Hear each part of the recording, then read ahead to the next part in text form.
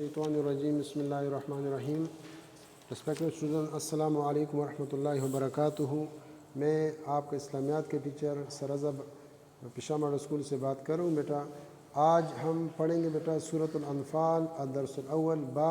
اس سبق کا خلاصہ میں آپ کے سامنے پیش کرتا ہوں۔ اللہ تعالیٰ سے امید ہے کہ انشاءاللہ آپ نہایت آسانی کے ساتھ اس سبق کے خلاصے کو ذہن نشین کر لیں گے۔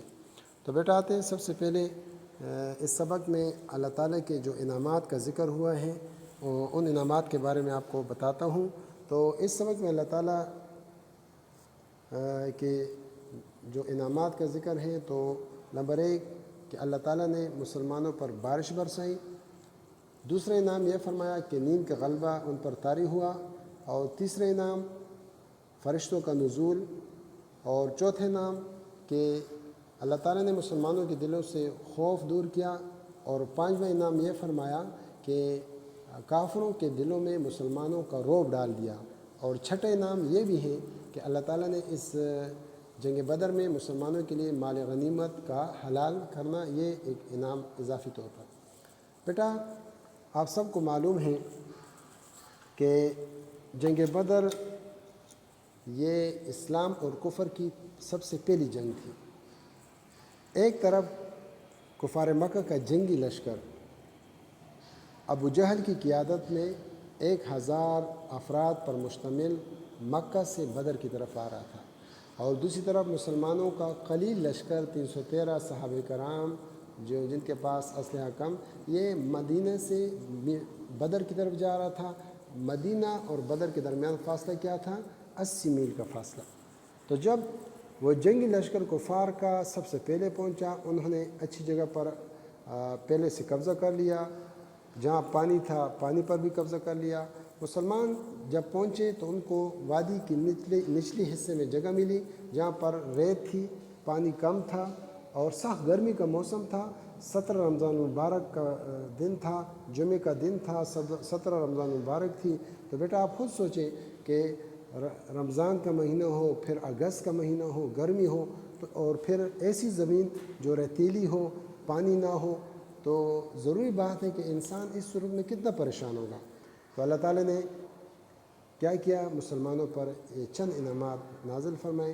تو جنگ سے ایک رات پہلے اللہ تعالیٰ نے ان پر نیند طاری کر دی، جس کی وجہ سے ان کو سکون ملا۔ جب وہ صبح ہوئی تو وہ سب تازہ دم تھے اور اپنے دشمن کے ساتھ لڑنے کے لیے بالکل تیار تھے۔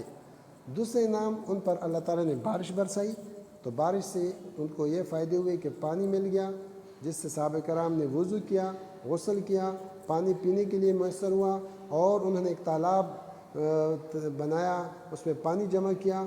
اور سب سے اہم بات یہ کہ مسلمان جس جگہ تھے وہ سب ریت تھی، تو پانی برسنے سے وہ ریت جم گئی، جس پر چلنا مسلمانوں کے لیے آسان ہو گیا، اور کفار جس جگہ تھے وہاں کیچڑ بن گئے، ان کو اس پر چلنا مشکل ہو گیا۔ تو یہ اللہ تعالیٰ کا انعام کہ بارش کا برسنا۔ تیسرا انعام اللہ نے یہ فرمایا کہ فرشتوں کو نازل فرمایا، جنہوں نے مسلمانوں کی مدد کی، کافروں کو مارا، اور فرشتے جہاں پر کافر کو مارتے وہ جگہ جل جاتی تھی، اور اس طرح مسلمانوں کی مدد فرشتوں نے کی۔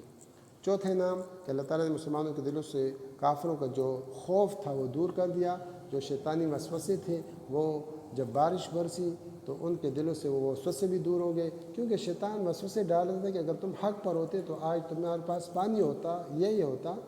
تو اللہ تعالیٰ نے جب بارش برسائی تو مسلمانوں کا اور اللہ پر بھروسہ بڑھ گیا۔ پانچواں انعام کہ اللہ تعالیٰ نے کافروں کے دلوں میں مسلمانوں کا رعب ڈال دیا۔ یہ کم تعداد ان کو اللہ تعالیٰ نے اپنے سے جتنی ان کی تعداد تھی اس مطابق اللہ تعالیٰ نے ان کی آنکھوں میں دکھا دیا، اور جب مسلمانوں نے کافروں کو دیکھا تو 1000 تھی، لیکن اللہ تعالیٰ نے ان کو 300 کے برابر ان کی نظروں میں دکھا دی، یعنی کم کر کے دکھایا۔ تو اس طرح مسلمانوں کے حوصلے بلند ہو گئے، ان کے دلوں سے خوف دور ہو گیا، اور کافروں کے دلوں میں مسلمانوں کو رعب پڑ گیا جب ان کی نظروں میں مسلمانوں کی تعداد زیادہ دکھائی دی گئی۔ تو یہ اللہ تعالیٰ کے انعامات تھے۔ اب اس کے بعد بیٹا دوسرا کہ میدان جنگ میں اللہ تعالیٰ نے مسلمانوں کو جو ایک قانون بتایا ہے کہ مسلمانوں کہ جب تمہارا کفار کے ساتھ مقابلہ ہو تو پیٹ نہ پھیرنا، بزدلی کا مظاہرہ نہ کرنا، بلکہ نہایت دلیری کے ساتھ مقابلہ کرنا اور اپنی جان بچانے کے لیے پیٹ پھیر کر بھاگنا یہ بالکل منع ہے۔ پھر اللہ تعالیٰ نے مستثنیٰ کیا دو باتوں کو کہ ان دو صورتوں میں تمہیں پیٹ پھیرنے کی اجازت ہے۔ نمبر 1 کہ جب جنگی چال چلنی ہو، یعنی دشمن کو دھوکہ دینے کے لیے دوسری سائڈ سے حملہ کرنا ہو، تو اس صورت میں میدان جنگ سے بھاگ کر پھر دوبارہ حملہ کرنا یہ جائز۔ دوسری صورت کہ جب انسان اکیلا ہو مجاہد اور وہ وہاں سے بھاگ کر اپنے جنگی لشکر کے ساتھ اپنی جماعت کے ساتھ مل جائے اور پھر دوبارہ حملہ کرے، تو ان دو صورتوں میں پیٹ پھیرنے کی اجازت ہے۔ اور اس کے علاوہ اگر کوئی جان بچانے کی خاطر میدان جنگ سے بھاگ گیا تو اللہ تعالیٰ کے غضب میں گرفتار ہوا اور اس کا ٹھکانہ جہنم ہے۔ اب آتے ہیں بیٹا کہ اسی صورت میں اللہ تعالیٰ نے کفار کو کیا تنبیہ کی، تو اللہ تعالیٰ نے اس صورت میں اللہ تعالیٰ نے کفار کو یہ تنبیہ کی کہ کافروں، اگر تم اپنی حرکتوں سے باز نہ آئے اور اپنی عداوت پر قائم رہے، مسلمانوں کی، اسلام کی، حضور نبی کریم صلی اللہ علیہ وسلم کے ساتھ اپنی عداوت پر قائم رہے، تو یاد رکھو جس طرح تمہیں اپنی حرکتوں کی سزا مل گئی، اور وہ سزا کیا تھی کہ جنگ بدر میں تمہارے 70 آدمی قتل ہوئے، بڑے بڑے سردار قتل ہوئے، اور 70 آدمی جو تھے وہ تمہارے قیدی بنائے گئے۔ تو اگر تم اپنی حرکتوں سے باز آ جاؤ تو تمہارے لیے اس میں کیا ہے، بہتری ہے، اور اگر نہ آئے تو پھر اللہ تعالیٰ فرماتے ہیں اگر تم دوبارہ پھرو گے تو میں بھی مسلمانوں کی مدد دوبارہ کروں گا، مطلب ہے کہ میری مدد وہ مسلمانوں کے ساتھ ہوگی۔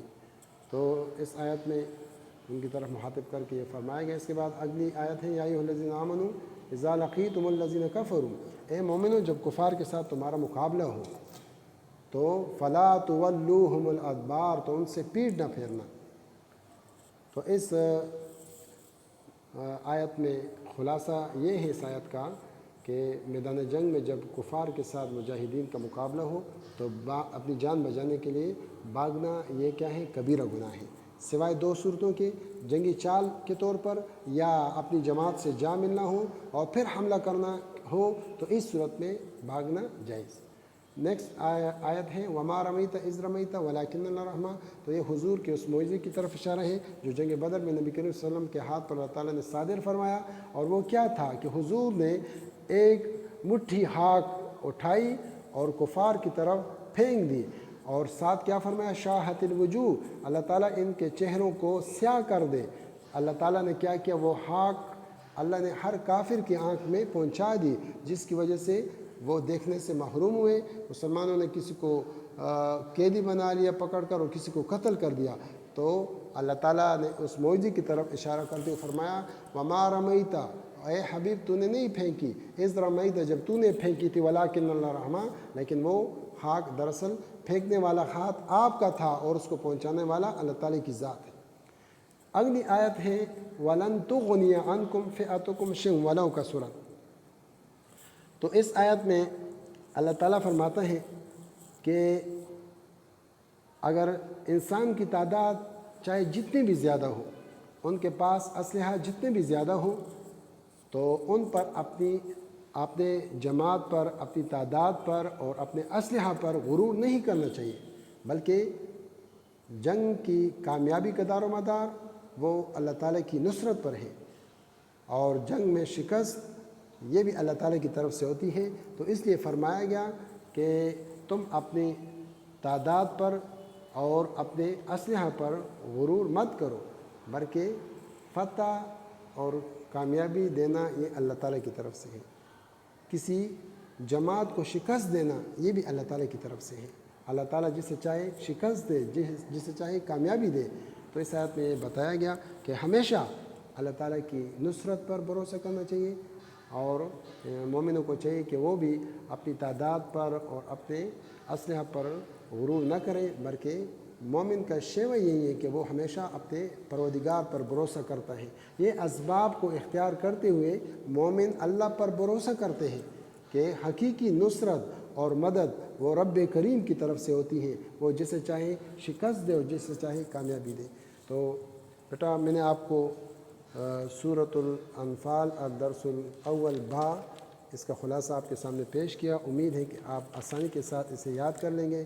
اللہ تعالیٰ ہم سب کو زندگی کے ہر میدان میں کامیابی عطا فرمائے، اور اللہ تعالیٰ سے دعا ہے کہ اللہ تعالیٰ آپ کو بھی ہمیشہ تر و تازہ رکھے، اور ہمیشہ زندگی کے ہر امتحان میں اللہ تعالیٰ کی نصرت اور مدد آپ کے ساتھ شامل حال ہوں، تاکہ کامیابیاں آپ کے قدم چومیں۔ بیٹا آپ سب کو میری طرف سے خدا حافظ۔ اللہ تعالیٰ ہم سب کی مدد فرمائے۔ السلام علیکم ورحمۃ اللہ وبرکاتہ۔